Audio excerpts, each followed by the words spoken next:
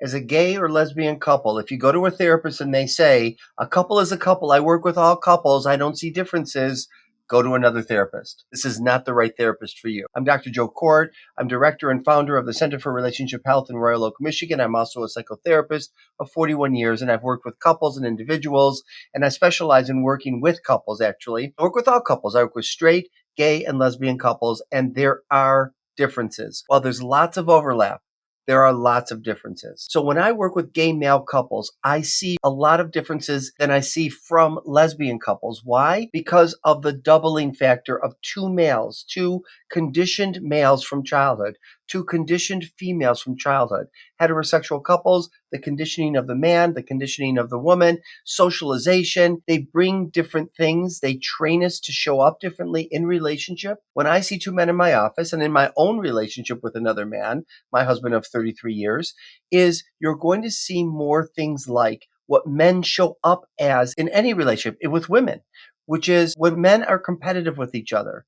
That's also true in gay male couples. They can become competitive with each other. Who's earning more money? You know, if somebody's job takes them to another state, to another country, do you follow? Don't you follow? How do you lead? Who leads? Now, I know a lot of people listening to this will say, well, no, straight couples they are, but you see it more profoundly in a gay male couple. You'll see them struggle. I always feel like in gay male relationships, I have to be like the woman in the relationship because the woman is often bringing the relationship closer, saying to her husband, really, you're going to go out again? You're going golfing again? What about me? What about our family? What about staying home more? Males are conditioned from childhood to not be relational and rewarded actually for not being relational. You know, males are taught, don't be vulnerable, don't be emotional, don't express your emotion. So all those rewards then show up in a relationship in the negatives. So now the straight guy, the male, has no relational skills and women teach them. For two men, there is no teacher. The teacher has to be self-taught, or as a therapist, when they come to me, I have to teach them. You'll see gay male couples often aspire to be more have sexual conquest, right? So having more open relationships. You're going to see 50% of gay male couples have open relationships and 50% are monogamous. And that's just been, I always say, since the beginning of gay time. That is something often that they've negotiated very well, actually, more well than lesbian couples do, more well than straight couples do. Now, this is changing. We're seeing more straight couples engaging in open relationships, but gay men have been doing this, I always say, since the beginning of gay time. Another thing you're going to see in gay male couples is they're lighter about recovering from arguments than what we see in lesbian couples and what we see in straight couples, where the two males are going to have a rupture. They're going to have some kind of conflict, but they recover more quickly than women do in relationships, to be honest. Now, sometimes that's because they've skated by the real issues, and sometimes it's because they don't need necessarily to go as deep into what happened between the couple. So it's not always a negative thing like people think. So let's talk about lesbian couples. I will tell you that I sometimes feel like I have to be the jaws of life to separate a lesbian couple, because there's often you and I are one, and I'm the one. And so there's no room for the two, for the differences. And this is not their fault. It's because women are conditioned to be other focused. And being other focused, so then both are other focused. So there's a symbiosis and there's a lack of differentiation, allowing differences to exist. All couples deal with struggles around differentiation, but lesbian couples, from my experience and what I've read in the research, really struggle much more so. And they will actually fight in my office, verbally, of course, more and much harsher than other couples that I've worked with. And often that's because by the time they come into my office, women are taught not to be angry, subdue your anger,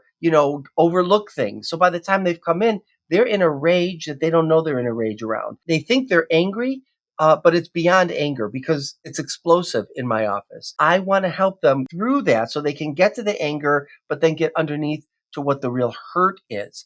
What is the hurt that has caused them to be, over time, find themselves angry, find themselves to be in a rage in my office? And the other thing that is not true, but still lesbian couples come in talking about it, is lesbian bed death. This is a term that's been around forever. We don't know exactly who coined it, but we do know that lesbians have been accused of being together for 30 years, 5 years actively sexual, 25 of those years being abstinent and non-sexual. Bed death happens to all couples, whether they're gay, whether they're straight or lesbian. Esther Perel often talks about, she's a sex and relationship therapist, very popular if you don't know her, and she'll say sex makes babies and babies kill sex. That often happens in straight couples, and it can happen in any couple for any reason. For a lot of gay male couples, sometimes they'll have open relationships and be sexual with everyone except each other. So they're having bed death, but they're taking care of it by going outside the relationship. In terms of female couples, what you end up seeing in their bed death, it's not, again, only attributed to lesbians, is that there is not an initiator. Maybe they both have lower desire or have accommodated each other around the lower desire. This doesn't mean that lesbian couples don't argue over desire discrepancy, because most couples have desire discrepancy, but you will see that their initiating sex in the relationship is different than what you'll see in terms of the men doing it with each other or the men doing it in straight relationships. One thing that all the couples do have in common is that we all fall into romantic love. We all hit the power struggle. We all are moving toward conflict resolution. I'm an imago therapist, so I believe strongly in that we're healing our unresolved childhood wounds. This is what happens in all couples, whether two men, two women, or a straight couple. We all have the same arguments over raising kids, if we're raising kids, money, the business of just running the house. So there are a lot of things in common, but if you see a therapist and they say, nope, a couple is a couple, I'm telling you, you want to find a different therapist, because that therapist is telling you that they're not trained in working with two men that are super different, as you just heard, from two women who are super different from a straight couple. Dr. Joe Kort, if you'd like to learn more, you can subscribe to my YouTube channel, follow me on TikTok and Instagram and LinkedIn and Facebook, all at Dr. Joe Kort. And I'm hoping to see you next time, and I hope you like my videos.